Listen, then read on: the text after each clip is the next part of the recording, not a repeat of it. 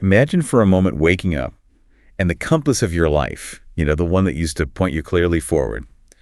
Well, imagine it's just spinning wildly. Right. It's a really disorienting, kind of unsettling feeling, isn't it? Yeah. You find yourself just going through the motions. Running on autopilot. Exactly. Running on autopilot, maybe a general sense of indifference creeping in. Mm-hmm. You might have a stable income, a roof over your head, friends, but still, there's that quiet, persistent question in the back of your mind. Is this really it? It really is that deep, unsettling sensation of being truly adrift. And that feeling, it can manifest in, so many ways. Like what?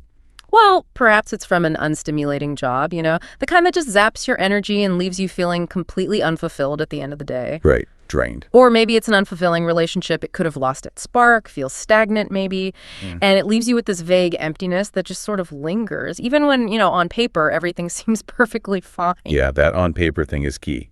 It is. And this isn't just like fleeting boredom. It's a persistent, nagging question, a quiet wondering if something absolutely crucial is missing from your life. That's a really powerful way to describe it. Yeah.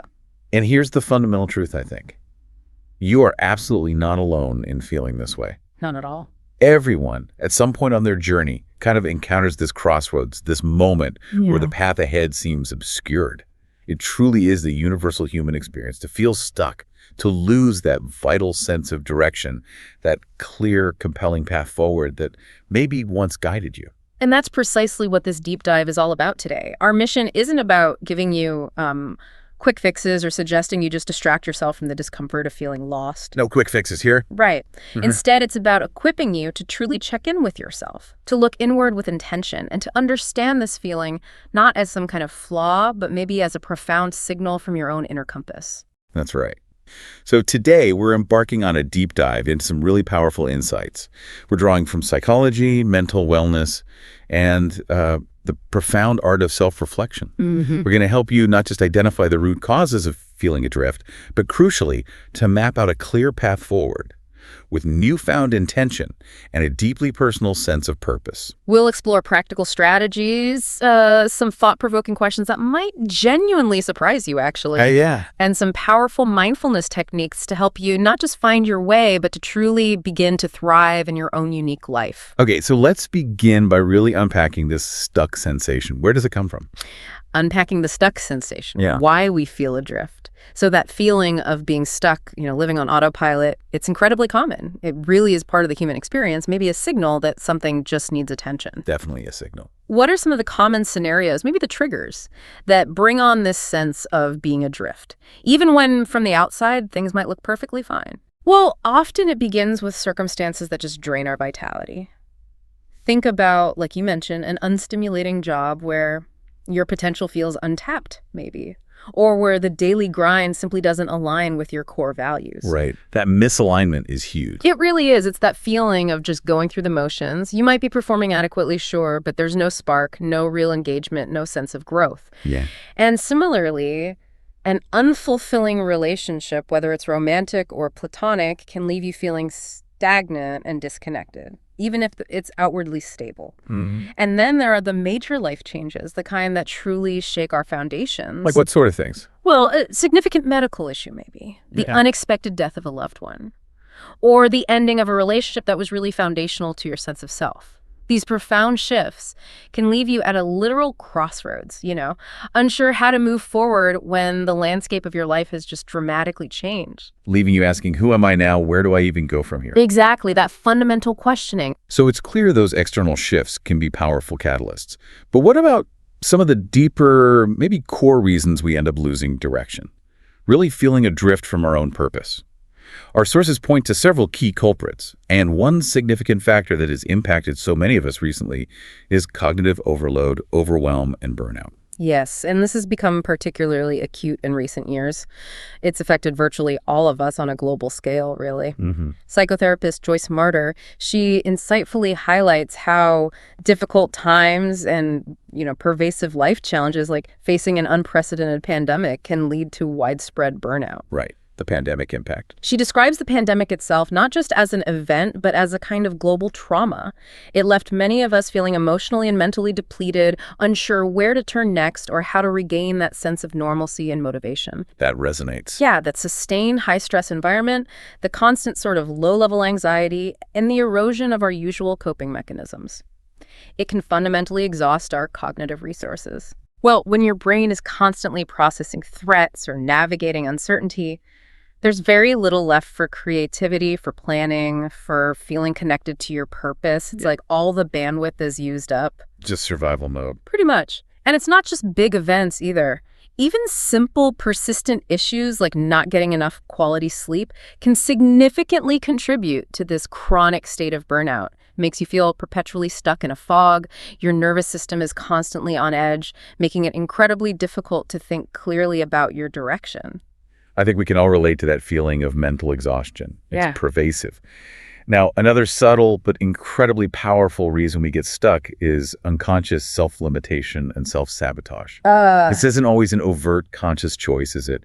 It's often a deeply subconscious way we try to find an exit from unhappy or uncomfortable situations. Could be career, relationships, even personal development. That's spot on. You might find yourself unknowingly creating obstacles or maybe holding yourself back from opportunities that could actually lead to fulfillment. It's like putting the brakes on without realizing it. And does this tie into things like imposter syndrome? Exactly. It often ties directly into something many, many people experience. Imposter syndrome.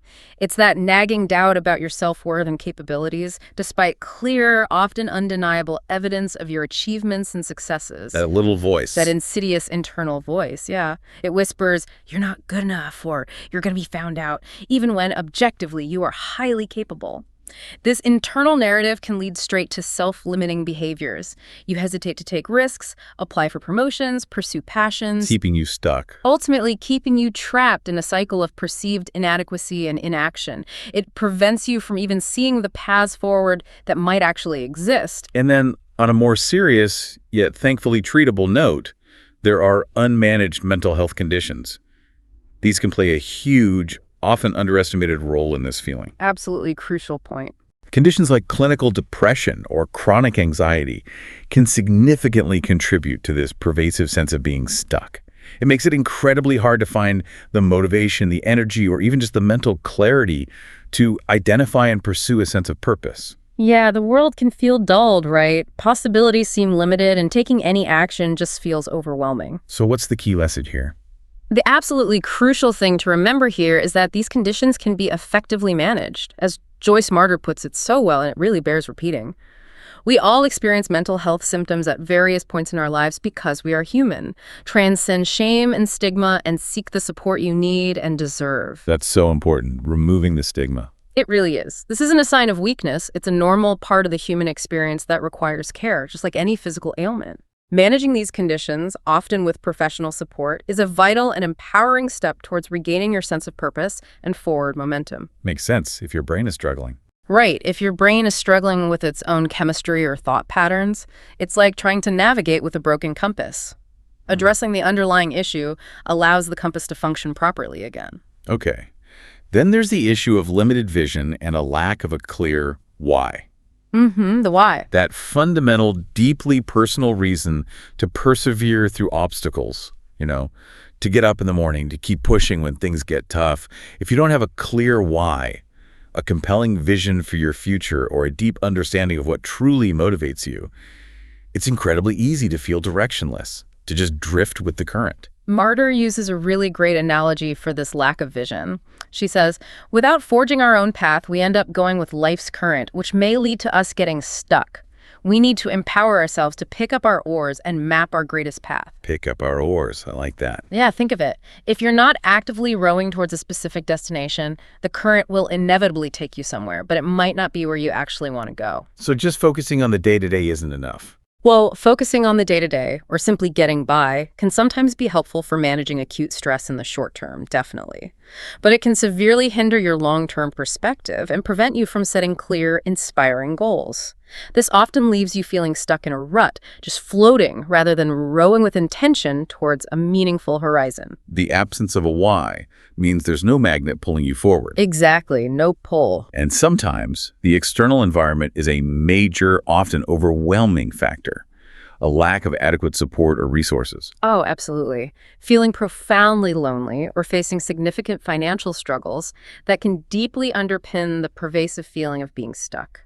It's incredibly hard to envision moving forward when you feel isolated, unresourced, or just constrained by basic survival concerns. Your energy is just consumed by getting through the day. Totally. It truly is. And while you might not always actively use it, simply having the option to turn to others during challenging times can provide significant psychological relief. Just knowing it's there. Just knowing that support is available, whether it's emotional, practical, or even just the knowledge of a safety net, makes a profound difference. It reduces the perceived threat and it increases your sense of self-efficacy. It makes the idea of taking a step forward feel less daunting. This sense of connection, even if it's just latent, can be a powerful antidote to feeling adrift. Right. And finally, we often get caught by our own internal resistance, maybe one of the most insidious culprits. Resistance to change and external pressures can lock us firmly in place. Ah, yes, the resistance. Carl Jung famously said, "What you resist persists." If you're digging in your heels, refusing to accept change, loss, or transition, whether it's a job loss, the end of an era, or just the natural evolution of life, you'll remain mentally and emotionally stuck. It's often rooted in a deep fear of the unknown, isn't it? Or a desire for things to just go back to how they were. Yeah, that longing for the familiar. And critically, don't forget the insidious impact of, as Martyr explains it, undue guilt or excessive concern about somebody else's opinion of how we should live our lives. Oh, people-pleasing. That trap. Exactly. This external pressure can be incredibly powerful. It prevents us from living authentically, from pursuing paths that genuinely resonate with our own desires and values. The imperative here is crystal clear. You need to live life for yourself, aligned with your deepest truths, not just to fulfill the expectations of others. Because fighting what's new, or constantly conforming, It consumes vast amounts of energy that could otherwise be used for moving forward, for picking up those oars and setting your own course. This fear of judgment can be a psychological anchor, holding you firm even as you long to move. 2. The compass within. Finding direction through values and purpose. Okay, so we've talked a lot about why we feel stuck. And honestly, just acknowledging those reasons can be the first step to feeling unstuck, right? Absolutely. Awareness is key. Now let's shift gears to how we find our way forward. And that brings us to the often intimidating concept of life purpose, which, let's be honest, can feel incredibly overwhelming. Like some grand cosmic quest you're supposed to undertake alone in a cave, waiting for a revelation. You're absolutely right. The traditional, often monolithic idea of a singular life purpose can be paralyzing. It sets an impossibly high bar, making many people feel like they're failing if they haven't found it yet. Yeah, that pressure. Exactly. This is precisely why Mark Manson offers a much more refreshing, actionable, and frankly liberating reframing of this idea. He asks simply, what can I do with my time that is important? Oh, I like that. What can I do with my time that is important? Yeah, it immediately strips away the cosmic pressure and makes the question far more manageable and, crucially, actionable. It shifts the focus from a grand, elusive discovery to daily, intentional choices. That's a great reframe. It completely changes the energy around the concept of purpose. It emphasizes that purpose isn't found by sitting passively, hoping it just descends upon you in a flash of insight. Not at all. Instead, it's discovered through the act of getting off your ass and discovering what feels important to you. And here's where it gets truly fascinating and often counterintuitive. Research suggests that passion isn't necessarily the cause of action, but often its result. That's a big one. Passion follows action. Right. You don't wait for passion to strike to start, you start taking action. You engage, you learn, you experience, and passion often follows as a natural consequence of that engagement and competence. It's a virtuous cycle. Absolutely. And to help you on this dynamic journey of self-discovery and action, Manson poses some truly provocative, even strange questions. They're designed to cut through the noise of societal expectations and get right to the heart of what you genuinely value and what you are truly willing to work for. Okay, I'm intrigued. Strange questions. Yeah, they aren't meant to be easy answers. They are incredibly insightful prompts for deep introspection. All right, let's dive into them. The first one is a bit crude, maybe, but its premise is profound. What's your favorite flavor of shit sandwich? And does it come with an olive? Huh. Yeah, it's memorable. The premise here is brutally honest. Everything in life involves sacrifice. Every pursuit, no matter how enjoyable it seems, includes rough patches, difficulties, unpleasant tasks. Nothing is pleasurable all the time. So it's about the struggle you can tolerate. The insight here is absolutely crucial. What struggles are you genuinely willing to tolerate, even embrace? What unpleasant experiences can you consistently handle without giving up? This isn't about being masochistic or seeking out hardship for its own sake. Right. It's about identifying your unique competitive advantage. What discomfort you are willing to endure, what tedious work you can persist through, what sacrifices you are willing to make that most others simply aren't. And you give an example? Sure. A successful tech entrepreneur, they must handle the constant sting of failure and rejection. A dedicated artist needs to endure endless critiques, financial uncertainty sometimes. A top lawyer might accept routinely working 80-hour work weeks with intense pressure. Your favorite shit sandwich reveals where your true commitment and deepest motivations lie because you're willing to pay the price for what you value. It shows your grit. Exactly, which is often more important than pure talent. That makes so much sense. It really reframes hardship. Okay, the second question, which I know resonated with me personally, is what's true about you today that would make your 8-year-old self cry? Oof, that one hits home for a lot of people. Yeah. The premise here is that as we move into adulthood, the social and professional pressures around us often inadvertently stifle our innate childhood passions. We are subtly, or sometimes not so subtly, taught to value only what is rewarded externally: money, status, approval, often at the expense of pure, unadulterated joy. Yes, the powerful insight this question uncovers is, what childhood passion did you lose along the way? What activity did you once do purely for sheer joy, just because it felt good, that you simply stopped doing? Did Manson give an example? He did. He shared that he used to spend hours writing stories and building simple websites purely for the fun of it. Then he completely stopped as he pursued more sensible career paths. Good. Later, he rediscovered his profound love for writing and building online platforms. He realized his 8-year-old self wouldn't have cared a bit about making money or Google traffic. The joy was in the creative sense of play and the explanation of ideas, and that's truly where genuine passion often begins. This question urges you to reconnect with that pure, intrinsic motivation that societal pressures might have pushed into the background.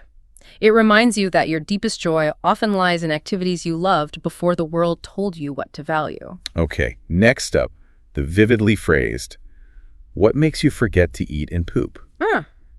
Another strong image, yes. But the premise is straightforward and incredibly relatable. We've all had activities that absorb us so completely, so intensely, that time simply vanishes. Low stake. Exactly. You become so engrossed that basic needs like hunger or thirst just fade into the background. Isaac Newton, legend has it, often had to be reminded by his mother to eat because he was so absorbed in his work on physics and math. So what's the insight here, beyond just identifying the activity? The profound insight here isn't just about the specific activity itself, like playing video games for Manson in his youth. It's about identifying the underlying cognitive principles behind those enthralling experiences. Cognitive principles. Yeah, it's not what you're doing, but why it engages you so deeply. Are the underlying drivers things like improvement, competition, organizing information, teaching others, problem solving, creating, discovering? Okay. Once you identify these core cognitive principles, you can consciously seek to apply them to many other areas of your life, even seemingly mundane ones. Manson, for example, realized his absorption in gaming wasn't just about the game. It was about the thrill of self-improvement and competition. Applying that underlying obsession to his business endeavors fundamentally changed his trajectory and engagement. So you deconstruct your flow states to understand their ingredients. Precisely. Okay, the fourth question, which might seem counterintuitive at first. How can you better embarrass yourself? This one challenges our comfort zone. The premise is that to become truly good at anything important, anything truly meaningful, you must first be willing to be terrible at it, to suck at it, and to embarrass yourself, often repeatedly. Which most people actively avoid. At all costs. We see embarrassment as a sign of failure or inadequacy. So what's the value in seeking it out? Precisely. The insight here is profound and incredibly liberating. If your primary reasons for not doing something you deeply fantasize about, something that lights a spark within you, are based purely on what others might think. My parents would hate it. My friends would mock me. I'd look like an idiot if I failed. Oh, right. If those are your reasons, then you are fundamentally avoiding something you truly care about due to an underlying fear of judgment. So embracing vulnerability is key. It's embracing growth. Great accomplishments, innovative ideas, deeply fulfilling lives are, by their very nature, unique and unconventional. They require us to go against the herd, to risk social awkwardness, to step outside our comfort zones, which is inherently scary. But that willingness to be imperfect, to be seen in your struggle, is a vital part of the path to something truly meaningful and authentic. It's about shedding the fear of external validation to pursue your internal truth. Moving on, the fifth question pushes us beyond ourselves. How are you going to save the world? This isn't about expecting you to become a literal superhero, right? Not at all. But the underlying premise is deeply psychological. For a happy, healthy, and truly fulfilling life, we fundamentally need values that are greater than our own immediate pleasure or individual satisfaction. Pure hedonism, in the long run, often leaves us feeling empty. We need meaning beyond ourselves. The powerful insight here is to pick a problem, any problem, that you genuinely care deeply about. It could be as grand as education reform, economic development, combating domestic violence, addressing mental health stigma, fighting corruption, even tackling issues like sex trafficking. Okay. And then find a way, however small, to contribute. You won't fix the world's problems alone, and that's not the expectation. However, the feeling of making a difference, of contributing to something larger than yourself, is paramount for your own deep happiness and long-term fulfillment. That intrinsic need for significance. Yes, this inherent human need for significance, for purpose that transcends the self, is often met through service. This sense of importance, this connection to a greater good, is, in essence, where true lasting purpose resides. And it has measurable positive effects on our well-being, reducing self-focus and increasing feelings of gratitude and connection. The penultimate question takes away all excuses. Gun to your head. If you had to leave the house all day, every day, where would you go and what would you do? Stark, right? But true. Complacency is the absolute enemy of action. And as we discussed earlier, passion is often the result of action, not its cause.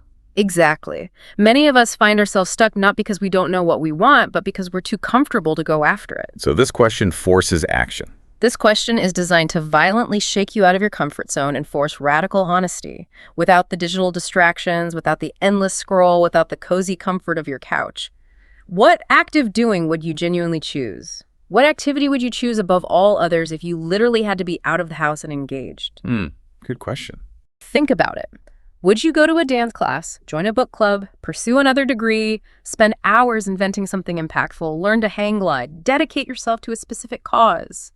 This question relentlessly reveals how you should truly be spending your limited, precious time. It cuts through the inertia. And highlights the activities that truly draw your intrinsic attention and energy, pushing you towards action rather than passive consumption. And finally, the ultimate question.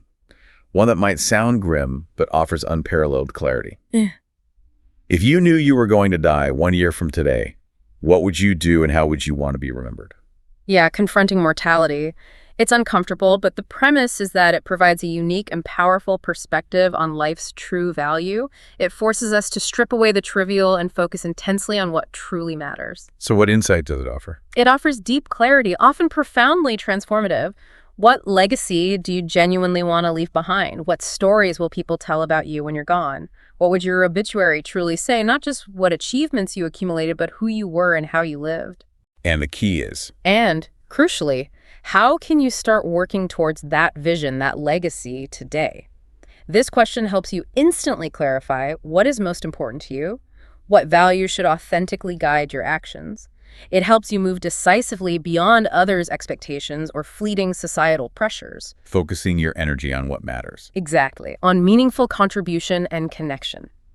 Because when time is short, only what truly matters rises to the surface. It's a powerful compass for reevaluating your priorities and aligning your actions with your deepest self. These questions are certainly provocative. They're meant to be, designed to shake us out of our inertia. But the act of consistent self-reflection itself is key, right? Not just the answers. Absolutely. The process is vital. And that brings us to another profoundly powerful and accessible tool for this journey. Journaling as a catalyst for self-discovery. Journaling is incredible. It's an almost therapeutic way to process complex emotions, gain profound clarity, and truly listen to your own inner voice without judgment. How does it work? Well, it helps externalize scattered thoughts, allowing you to see patterns you might otherwise miss. It can even create new neural connections. We've gathered some specific prompts that can guide your reflection and help you dig deeper than just a superficial glance. Okay, let's hear some prompts. Where should someone start? Here are a few to get you started, and I really encourage setting aside dedicated time for them. First, what gives me energy? What is exhausting me? What can I give that gives back? What vampirizes me? So it's about energy flow. Exactly. Yeah. This isn't just about listing activities. It's about discerning what truly nourishes your spirit and mind versus what drains your life force, sometimes without you even realizing it. This awareness is foundational to intelligent energy management. Good one. What else? Another great one, designed to foster self-compassion, is to literally talk to yourself as if you were your own best friend. Ask, how does the self feel now? What would the self tell to the good friend I am to him now? Treating yourself kindly. Yes. This shifts your perspective, softens your inner critic, and encourages a more honest, empathetic internal dialogue. It allows for greater acceptance and constructive self-guidance. It's about building a supportive relationship with yourself. Okay. And this next one is fascinating because it strips away external pressures. What would I do that brings me joy if I were living in a world with nobody else?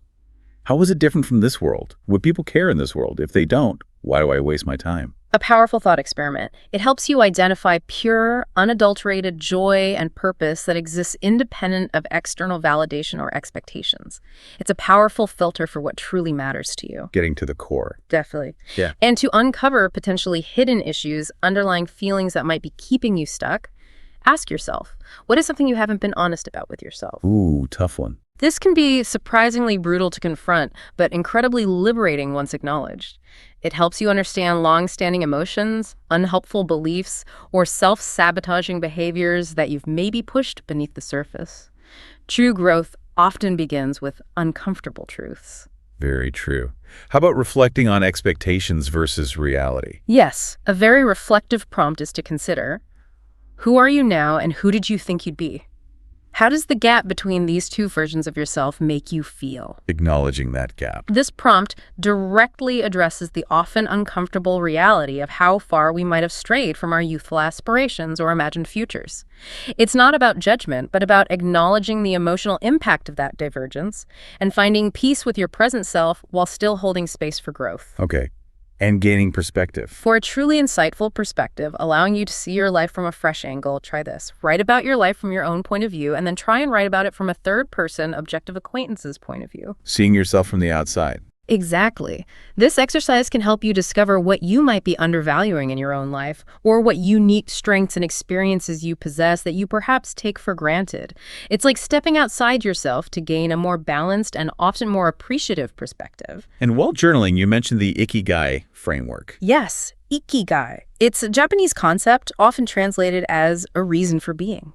It's a wonderful guide for finding your passions and purpose by exploring the intersection of 4 key areas: what you love, what you're good at, what the world needs, and what you can be paid for. Finding that sweet spot. It provides a visual framework for finding your unique sweet spot of meaning and livelihood. Really helpful. 3, anchoring your life, the power of values. So after all that deep self-reflection, those probing questions, the journaling insights, what do we actually do with it all? Great question. This is where your values come in. Values. The inner compass. They're truly your most reliable inner compass. More consistent than emotions, more enduring than goals. Think of them as the essential foundational building blocks for a deeply meaningful and purposeful life. The core beliefs guiding us. Exactly. The core beliefs and principles that ultimately guide every decision and action you take. That's the perfect way to put it. And everyone has values, right? Even if they don't think about them. Everyone, whether they explicitly realize it or not, has a set of operating values, even if they're unconscious. But the key, especially when you feel adrift, is to establish meaningful, conscious values that truly reflect who you are and what you authentically stand for. Because without them, Without clearly articulated values, you can easily feel lost, confused, or profoundly disconnected from your choices. You become more vulnerable to external pressures, societal expectations, or simply drifting wherever the current takes you. but with them, But with clearly defined values, you gain incredible direction, profound clarity, and an unshakable framework for ethical and purposeful behavior. They become your internal North Star, always pointing you in your true direction. okay. Now, it's critically important as we talk about this to understand the crucial distinction between values and goals. They're often conflated, right? Or used interchangeably. They are, and it causes confusion. They serve fundamentally different purposes, and confusing them can lead to frustration. So what's the difference? Goals are things you cross off a to-do list, like getting that promotion, running a marathon, saving a specific amount of money. They have a clear endpoint, a finish line you can reach. Achievable tasks. Exactly. Values, on the other hand, are never fully achieved or crossed off a list. You don't finish valuing integrity or complete the value of compassion. You live them. Instead, they are continuously embodied through your actions and choices. If you value spending time in nature, you don't finish that value after one camping trip. You continue to live out that value through consistent actions that connect you with the natural world. They're the ongoing direction. They are your ever-present compass, or North Star, providing continuous guidance and direction, especially when things get difficult, confusing, or when you face tough choices. They provide the enduring why behind your what, giving your actions deep meaning beyond mere achievement. Okay, that distinction is super helpful. So knowing how vital they are, how do we actually identify these core values? And then most importantly, how do we actually live by them in our daily lives? It's that simple, but It requires intentional effort and ongoing reflection, for sure. The first practical step is to make a list and reflect on past experiences. brainstorming values. Yeah, begin by brainstorming a wide range of values that initially resonate with you. Think honesty, integrity, compassion, courage, perseverance, responsibility, respect, trust, authenticity, gratitude, love, creativity, community, growth, family, spirituality. Don't censor yourself at this stage. Get it all out there. Exactly. Then here's the key. Think back to moments in your life when you experienced your deepest fulfillment, pride, a profound sense of happiness, or moments when you felt truly alive and aligned. What values were demonstrably present and active in those peak experiences? What was driving those feelings? Right. Did you feel a sense of contribution, courage, or connection? This retrospective reflection can give you incredibly powerful clues about what genuinely matters most to you. Okay, so once you have that brainstormed list, what's next? It could be pretty long. It could be. So the next step is to prioritize and refine. You'll likely have a long list initially, but the goal is to narrow it down to your top, say, 5-7 most important non-negotiable values, the ones that will genuinely guide your most significant decisions and shape your life. Quality over quantity. Definitely. This isn't about having the most values, but having the right, most authentic values for you. And remember, a truly core value should always be freely chosen. Something you genuinely embrace, not adopted solely because of external pressure or expectation. Like the parenting example you gave. Exactly. Parenting might be a profound value, but it should stem from a genuine desire to nurture and guide, not solely from a societal obligation or what you think you should value. Authenticity is key. Yeah. Then what? How do we check if we're living them? Next, check for consistency and imagine your legacy. This is where the rubber meets the road. Regularly assess if your daily actions, your habits, your major life choices truly align with your stated values. Look for patterns. Are your actions a reflection of what you say you value? Holding yourself accountable. Yes. And a powerful, deeply revealing exercise is to vividly imagine your own retirement party, or even your funeral. What would your loved ones, your colleagues, your friends truly say about how you lived your life? Not just what you achieved. Exactly. Not just what you achieved, but what kind of person you were, what values you embodied. This thought experiment often cuts through the noise of daily distractions and helps reveal your deepest personal motivations and values, moving beyond superficial desires. That's powerful. And the final step, making it real. And the final, most critical step, turn values into concrete actions. Identifying your values is powerful, but living them is transformative. Once your core values are clear, actively brainstorm concrete, measurable activities that are consistent with them. Okay, give me an example. Sure. If you value contributing to your community and supporting young people, your actions could include regularly volunteering at a children's hospital, actively mentoring emerging professionals, or dedicating time to tutoring underprivileged students. Making the value tangible. Precisely. And it's crucial to remember that these actions don't have to be grand public gestures. Small, everyday behaviors also profoundly embody your values. Well, if physical relaxation and well-being is a core value, consistently taking a calming bath, prioritizing short meditation breaks, or going for a refreshing walk in nature can be perfectly valid and powerful actions. The key is consistent, intentional behavior that reinforces what you hold dear, integrating your values into the fabric of your daily life. Every choice matters. Every choice, no matter how small, can be an affirmation of your deepest beliefs. So when you truly commit to identifying and living by strong values, the benefits are really profound, aren't they? Far-reaching. Absolutely. First, they provide an immediate sense of direction and clarity.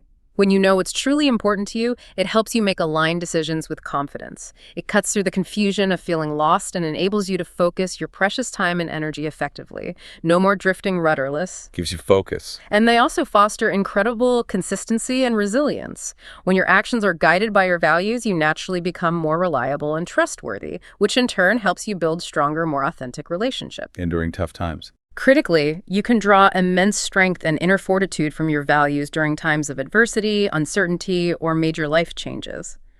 They become an unshakable anchor, keeping you focused and motivated even when life throws its most challenging curveballs. Your values become your inner bedrock. And personally, how does it feel? Finally, and perhaps most personally rewarding, living by your values profoundly boosts your confidence and authenticity. Being true to yourself, aligning your inner world with your outer actions fosters a deep sense of inner peace and self-assurance. Feeling congruent. Exactly. It helps you achieve your goals not just through effort, but by guiding your decisions towards outcomes you truly desire, rather than chasing external validations or expectations that don't align with who you are. This creates a powerful congruence that is deeply satisfying. And there's science behind this too. There's compelling scientific research supporting these benefits. It illustrates that this isn't just a feel-good exercise. Studies suggest that clarifying your values can lead to significantly less distress, reduced suffering, lower rates of depression, and generally better overall psychological function. Wow. Even biological markers. There's even evidence of lower biological stress markers, such as cortisol, in individuals who live in alignment with their values. It's a tangible benefit for both your mental and physical well-being. 4.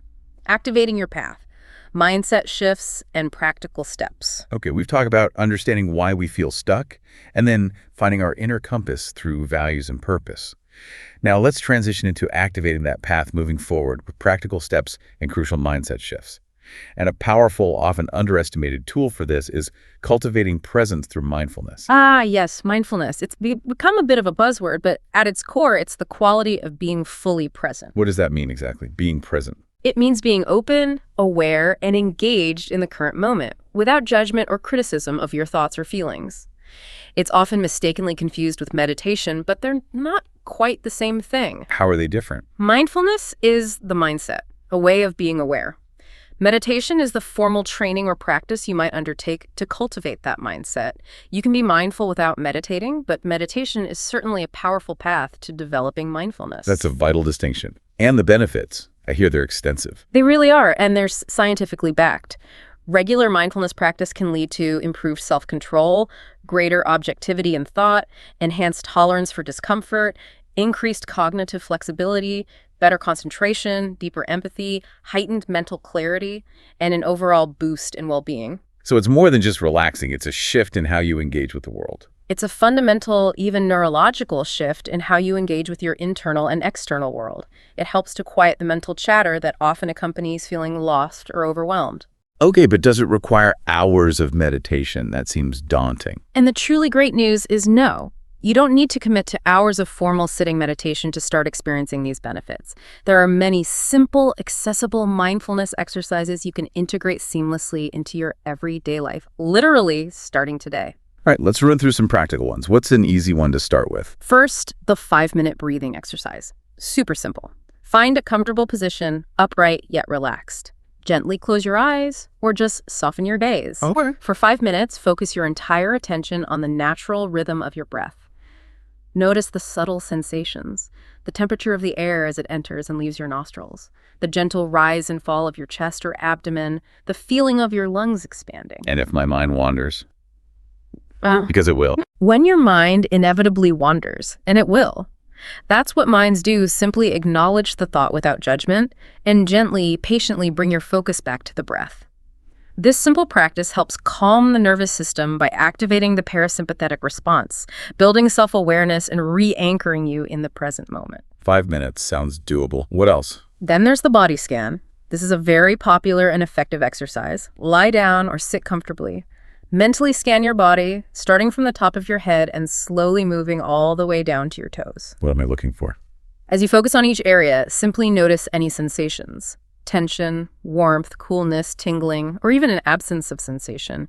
Breathe into those areas, imagining your breath providing calmness and relaxation to any areas of tension or pain. Can I do this quickly? You can practice this in spare moments throughout your day, like when you're brushing your teeth, standing in line, or waiting for a meeting, instead of automatically reaching for your phone. It builds a deeper connection to your physical self, improving interoception, your awareness of your body's internal state, and fostering a profound sense of groundedness. Okay. And how about transforming everyday acts into mindful ones? You mentioned that earlier. Yes. Mindful eating or drinking turns routine into a rich sensorial experience. When eating, take a moment to truly appreciate the smell, the vibrant appearance, the texture of your food. Slowing down. Exactly. Cut small bites, chew mindfully, savoring each flavor and sensation. Crucially, question why you're eating. Is it true physical hunger, or are emotions, stress, or habit driving you? And for drinking. Same idea. Appreciate the weight of the glass, its color, the subtle aroma. Allow the flavors to truly linger on your palate before swallowing. This practice slows down consumption, increases enjoyment, and fosters a more conscious relationship with nourishment, helping you tune into your body's true signals. I like that. What about our environment? Absolutely. Another simple yet powerful practice is to declutter your workspace. Frame cleaning your desk or tidying your immediate environment not as a tedious chore, but as a mindful act, a gift to myself. A gift. How so? As you pick up each item, notice its purpose, then mindfully place it where it belongs. This physical act of organizing recovers mental focus and re-energizes you because, as the old saying goes, a cluttered desk often reflects a cluttered mind. The act of creating order externally can bring a sense of order internally. It provides a tangible sense of accomplishment and a fresh start. I can certainly attest to the power of a clear workspace. What about music? Can that be mindful? Definitely. Try to pay attention to music. Instead of letting music be mere background noise while you do other things, actively listen to a song. Choose one you love or one that's complex. What should I listen for? Try to identify different instruments playing the bass, the drums, the vocals, the guitar.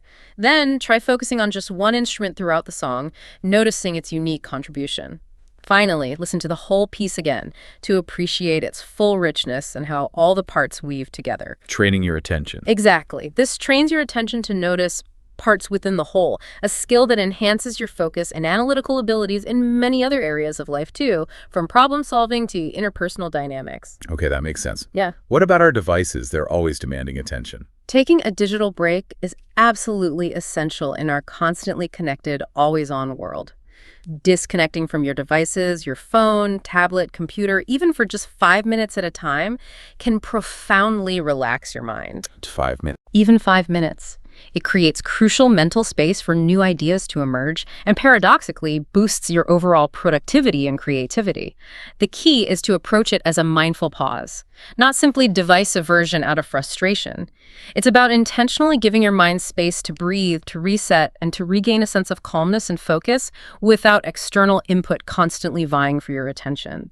This allows for mental integration and true presence. A mindful pause.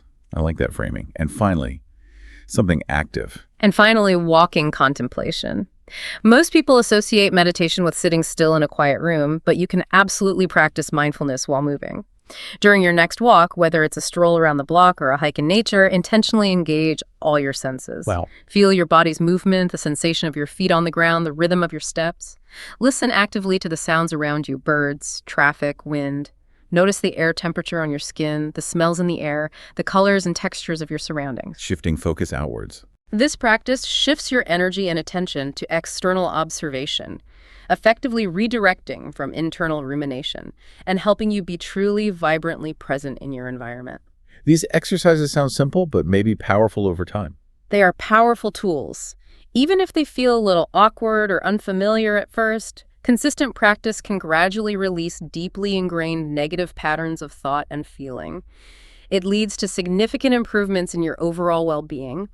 They're about cultivating presence and awareness in the small, seemingly insignificant moments of your day, building your capacity to choose where your attention goes. Okay. Beyond these powerful mindfulness practices, what about broader practical techniques? Things to help you get unstuck and truly move forward with intention. Right. Remember, finding direction is ultimately about making conscious, consistent changes to improve your mental, physical, and emotional well-being. It's an active process. So where do we start with that? A crucial and often challenging starting point is to become deeply aware and take radical responsibility. Begin with honest self-awareness. Identify the defense mechanisms you employ, like denial or rationalization. Notice the cognitive distortions you fall prey to, like catastrophizing or black and white thinking. See any unhelpful relationship patterns that might be unconsciously holding you back. Brutal honesty with yourself. Yes. Then, and this is the pivotal shift, move beyond the blame game. Take full responsibility for your choices, your reactions, and your path forward. Practice forgiveness not just for others, but profoundly for yourself. Is professional help useful here? Absolutely. While self-reflection is powerful, remember that sometimes, especially when dealing with deeply ingrained patterns, finding a trusted therapist or coach for support can provide invaluable guidance and make the journey less overwhelming to tackle alone. Good point. What about that inner critic? It's also absolutely vital to silence your inner saboteur and consistently practice self-care. That inner critic, that voice that tells you you're not good enough or that you'll fail, it can be debilitating. So choose to be your own best friend. Consciously choose to be your own best friend, your strongest advocate, not your harshest critic. Cultivating self-compassion, treating yourself with the same kindness and understanding you would a beloved friend, and consistent self-care are essential. These aren't luxuries. They are fundamental practices to replenish your energy and motivation, which are often profoundly depleted when you feel stuck or adrift. Self-care refuels the compass. Exactly. Then what about looking forward, setting goals? Then, crucially, create a clear vision for your life. This isn't just wishful thinking, it's a powerful act of intention. Develop a personal manifesto, a clear statement of your core beliefs, values, and aspirations. And practical goals. Yes, establish clear professional and personal goals that are specific, measurable, achievable, relevant, and time-bound SMART goals. Then, create a detailed action plan with small, measurable steps that move you towards that vision. Living with intention and visualizing your success, seeing yourself achieving those steps, can powerfully leverage the concept of a self-fulfilling prophecy. Where positive expectations increase the likelihood of success. Right. Your focused actions increase the likelihood of the desired outcomes. Okay. And we talked about support systems earlier. How does that fit in here? Don't underestimate the profound power of connection. Request and practice healthy detachment. This involves two key components. First, actively reach out to your support network. Revisit old friendships that have perhaps faded, or courageously forge new ones with people who uplift and inspire you.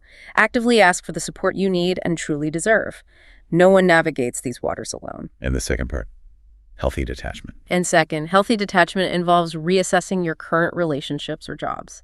Identify specific aspects within them that make you feel stuck or drained, and courageously explore if change is possible within those structures. And if not, consider what boundaries might need to be set or what difficult decisions might need to be made. Learn to let go of negative ruminative thoughts by identifying them in the moment, acknowledging them without judgment, and then gently letting them pass. Foster a healthy detachment rather than letting them overwhelm you and keep you mentally trapped. okay. This often leads us to a very common and deeply challenging situation for many. Navigating career transitions when you feel adrift. We see this a lot. We even had a listener question similar to a Reddit post about someone in tech sales feeling profoundly unnatural and stuck in their role. Oh yeah, that's incredibly relatable for so many people. They felt they had no other transferable skills to lean on, leading to a sense of being trapped. What's the first step there? The first crucial step here is to identify precisely what feels off. Is it the type of work itself, the daily tasks, the technical challenges, the intellectual stimulation? Is it the level of interaction required? Too much client-facing, not enough collaboration? Is it the company culture, the industry, or perhaps something else entirely? Pinpoint the source of discomfort. Exactly. It's like diagnosing the problem with your compass. You can't fix it if you don't know what's broken. Then what? Do you just quit? Not necessarily right away. Instead of jumping to a complete career overhaul, consider starting with small strategic pivots. You don't have to quit your job tomorrow and start over from scratch. Like adjusting within the current field. Could you shift towards roles with different client bases within your current field? Maybe moving from corporate to nonprofit sales? Or perhaps tweak your daily routines and responsibilities to align better with your strengths and what little energy you still have. Sometimes even a small internal shift can make a big difference in perception. Okay, and that feeling of having no transferable skills. Yes. This is vital. It's crucial to leverage your existing skills. Take a deliberate break to reflect deeply on all the new skills and knowledge you've gained from your current job, from past roles, and from your education.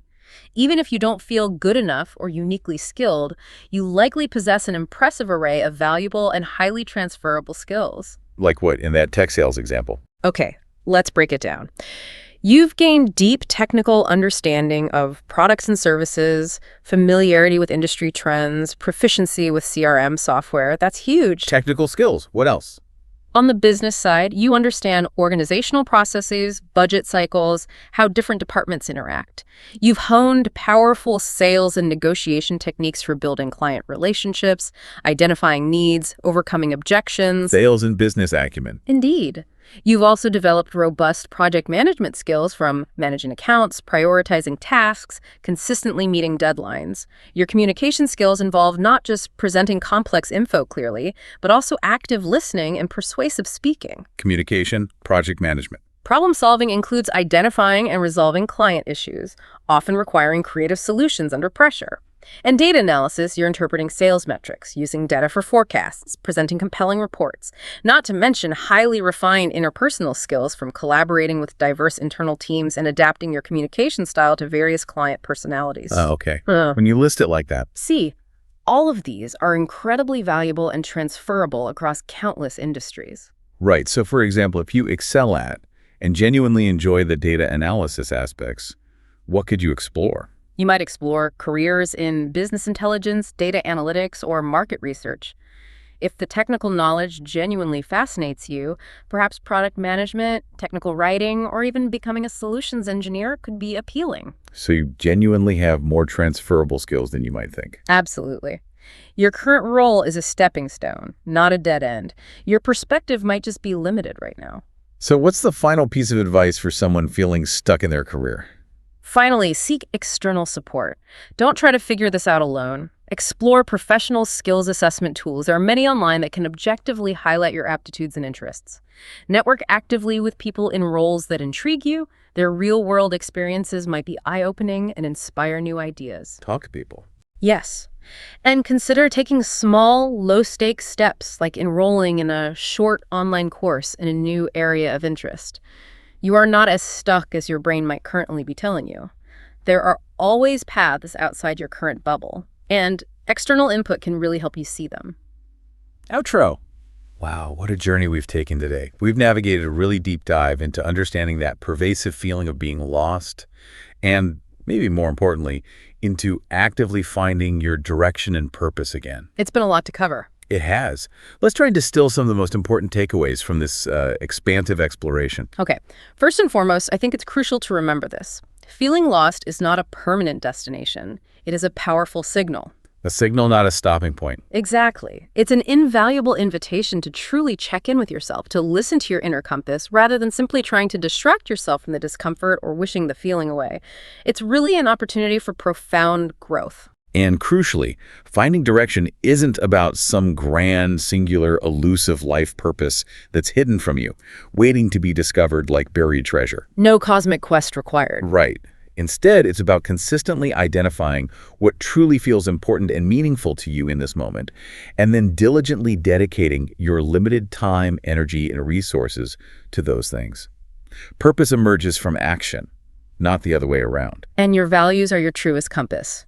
Taking the time, often through that deep reflection we talked about, to identify what truly resonates with your core being, what you stand for, what you prioritize, and then intentionally aligning your daily actions with those values. That provides direction. It provides profound direction, unwavering clarity, and incredible resilience, especially when life throws its toughest challenges your way. They really are your anchor in stormy seas. In practical self-reflection, whether it's through those structured, sometimes provocative questions or just consistent, honest journaling. It illuminates your inner landscape like nothing else.